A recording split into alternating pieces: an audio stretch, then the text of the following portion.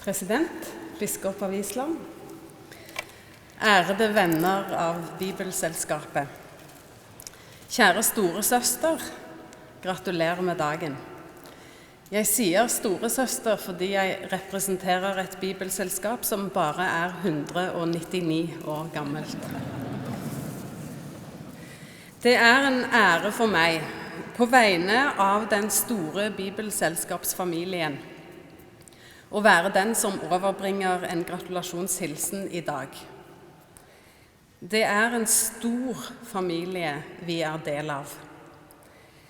Bibelselskapene opererer i mer enn 200 land og territorier. Og i dag er vi representert fra Finland, fra Sverige, fra Norge og fra vår globale organisasjon United Bible Societies. Og vi er her for å feire at familien vår har gjort Bibelen tilgjengelig for alle her på Island i 200 år. Men enda viktigere enn å feire fortiden er det å bruke denne anledningen til å tenke strategisk på fremtiden. Hvordan kan vi, Bibelselskapsfamilien, best mulig utruste kirkene til å dele Guds ord? Hvordan kan vi i Bibelselskapsfamilien gjøre en positiv global forskjell? Når vi denne helgen feirer 200 år, så skal dere vite at dere ikke er alene med å feire. Og det er heller ikke bare oss 5 fra utlandet som feirer sammen med dere. Nei, alle som er en del av United Bible Societies visjon om The Bible for Everyone, altså alle i de 200 land og territorier feirer i prinsippet sammen med oss. Det er altså en gigantisk global fest i dag. Er ikke det fantastisk? I Bibelselskapet er vi aldri alene. Når vi har en utfordring lokalt, er den også i prinsippet global. Og da er det et felles ansvar å møte den. Vi er nemlig glokale.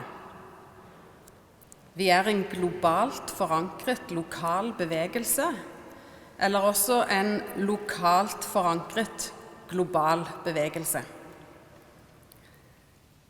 Derfor tror jeg altså at det er svært viktig i dag å rette blikket utover. Og hva er de globale utfordringene som vi i fellesskap bærer? Jeg vil peke på 2. Det er 7000 språk i verden omtrent. Og det er ca. 4000 språk i verden som ikke har noen deler av Bibelen oversatt. Global bibeloversettelse er derfor en hovedutfordring i vår tid. Bibeloversettelse er tidkrevende, det krever svært høy kompetanse, og det koster masse penger. Det trenger definitivt vår økonomiske støtte. En annen global utfordring akkurat nå er at det i svært mange land er en svært stor kirkevekst kombinert med lav kjøpekraft. De nye kristne trenger å lære om sin tro, og da er jo selvfølgelig Bibelen helt sentral. Og siden vi er på en øy, har jeg lyst til å bruke et eksempel fra en annen øy, nemlig Cuba. Cuba har 12 millioner innbyggere, meget lav kjøpekraft, og omtrent 2 millioner går jevnlig i kirken. Og det er stor bibelmangel. For noen år siden spurte vi kirkelederne på Cuba hva det umiddelbare bibelbehovet var, dersom de skulle dekke behovet bare for de troende. Og behovet var 1 million bibler. Familien av Bibelselskap satte derfor i gang en global kampanje. 1 million bibler til Cuba. Og vi har nå, blant annet ved hjelp av det islandske bibelselskap, kommet nesten halvveis. Så den andre globale utfordringen er altså å gi troende i land som Cuba en bibel til en pris de faktisk kan betale. Og da må biblene subsidieres. Og det er her vi, resten av bibelfamilien, kommer inn i bildet. Kjære storesøster, vi tilhører en stor søskenflokk. Vi har også egne utfordringer. Og vi som kommer fra den vestlige verden kan kanskje stikkordsmessig oppsummere de slik: økonomisk bærekraft, sekularisering og nyateisme. Men som sagt, så synes jeg vi skal bruke anledningen i dag til å spørre oss selv hvordan kan vi gjøre en positiv global forskjell. Og da er det altså 2 hovedområder vi fra det tross alt svært privilegerte nord kan bidra inn mot.